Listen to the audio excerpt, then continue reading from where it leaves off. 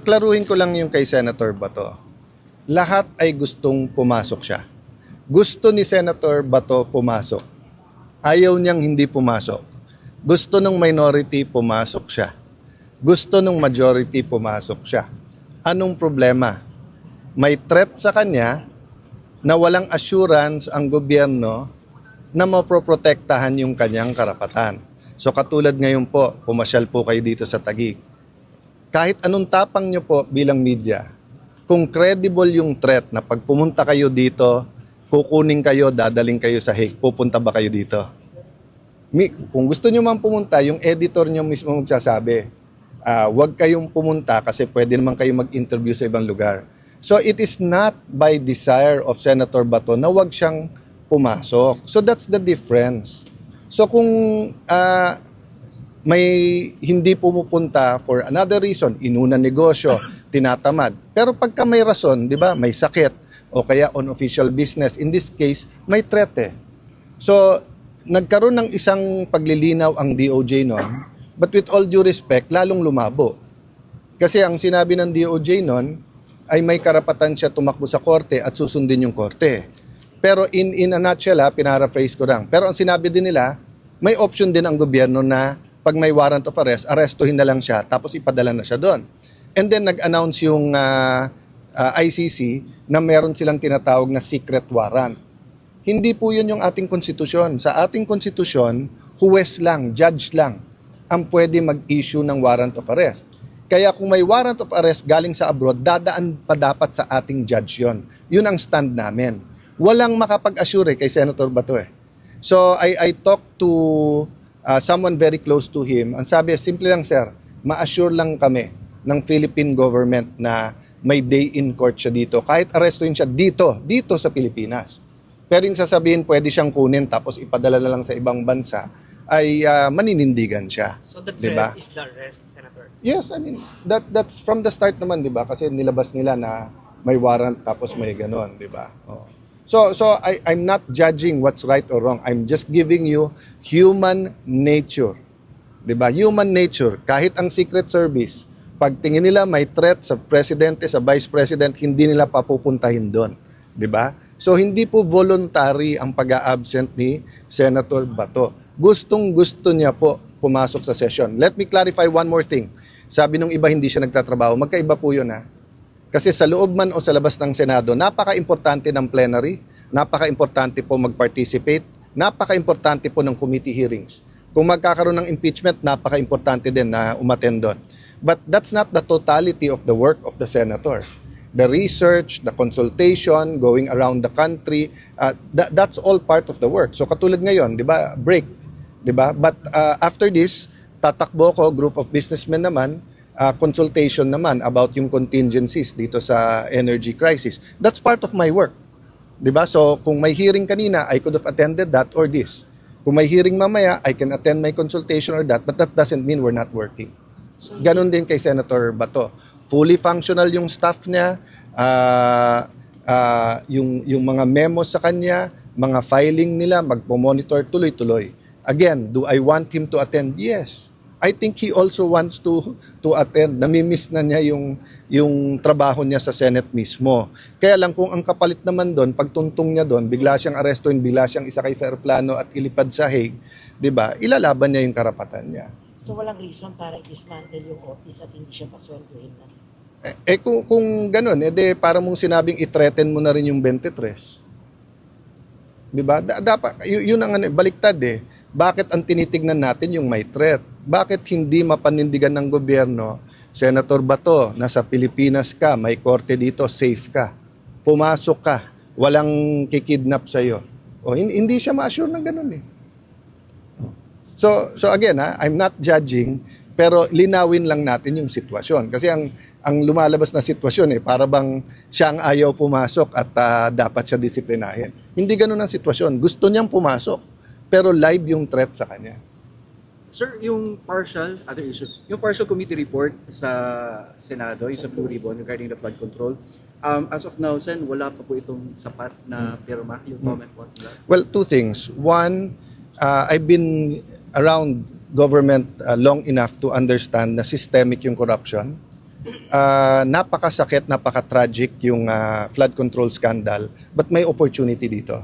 Yung opportunity dito ay ang opportunity dito is yung hindi lang one time, big time, no, but to go to the root of the problem ng corruption sa Pilipinas and really address it.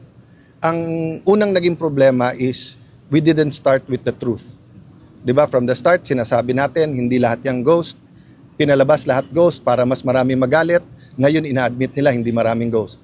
Pangalawa, from the start sinasabing may mastermind pero tinatagpi-tagpi. O ano nangyaring net effect? Everyone na magkalaban sa local, sa national, ang kanyang mastermind, yung kalaban niya. Rather than finding kung sino ang tunay na mastermind pangkabuuan. Okay. Having said that, I believe sincere lahat. Sincere ang Pangulo na isolve to, sincere ang Kongreso, sincere si Senator Lacson, etc. But eto lang ang tanong ko why so much fuss about the partial when we have the opportunity to have the whole and bigger picture? Even sa pilian ng witnesses, in my experience, alam niyo naman naging chairman din ako ng Blue Ribbon ng matagal, you just allow the witnesses. Then through cross-examination, through the questions, interpellations ng mga senador, makikita kung sinong sinungaling at hindi. Ang difference lang, noong 2007, nung kami, wala pa masyadong social media. So nandyan ang lens ninyo bilang journalist. So dino-double, triple, quadruple, fina-fact check nyo. Ngayon kasi, lahat may social media. So for the same witness, may grupong maniniwala, hindi. But that shouldn't stop the Senate from inviting witnesses.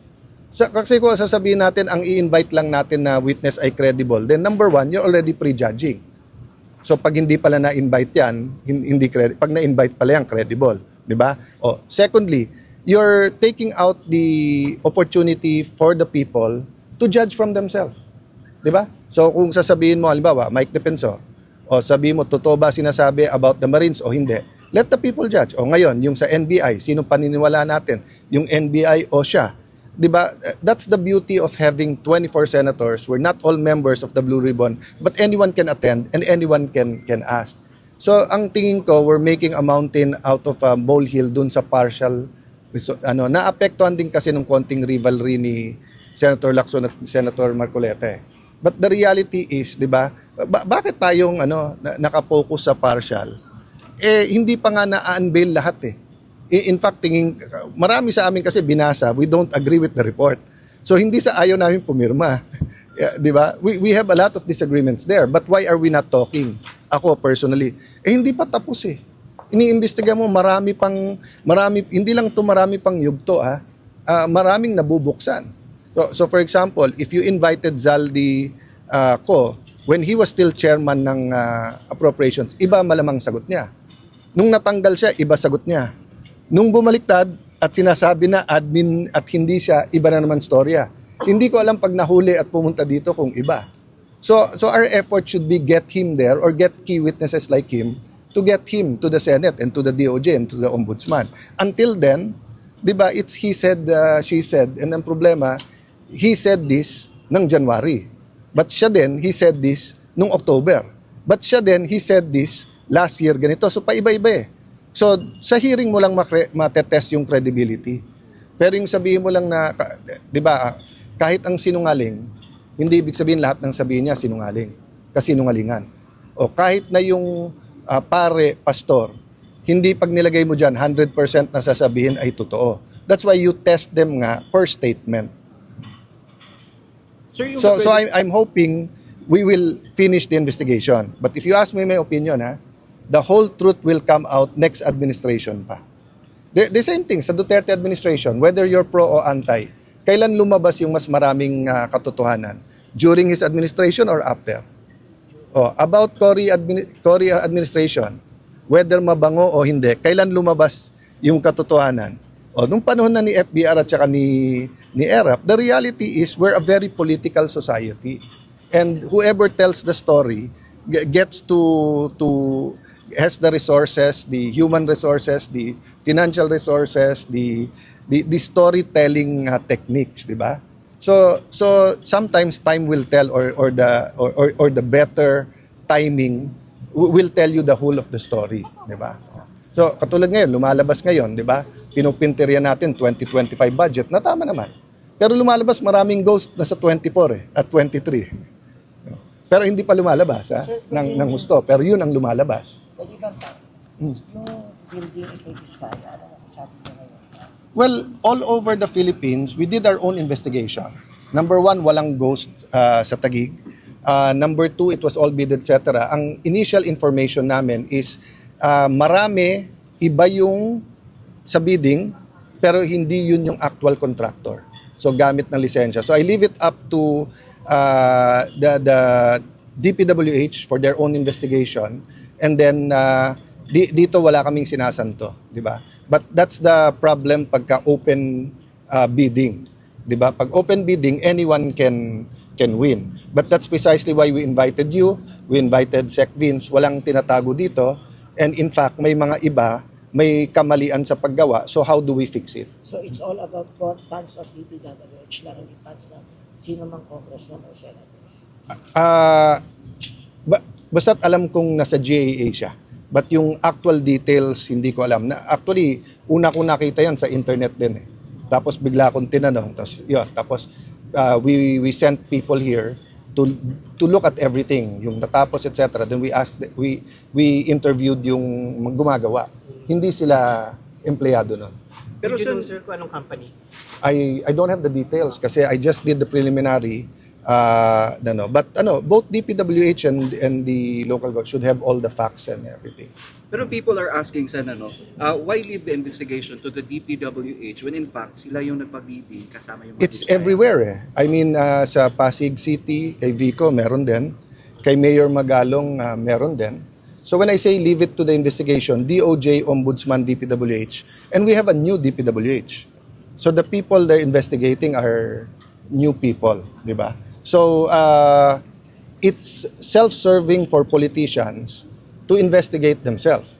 But it's katangahan for me not to even ask questions. Diba? So we ask preliminary questions, satisfy ourselves. If we find something deep, then we will ask for whatever kind of investigation. That's why at the start of this, sinabi ko sa lahat, open books, transparent, tignan nyo lahat. And ang request ko lang, sabay-sabay gawin. Para nga hindi yung may tinitignan, may tinititigan.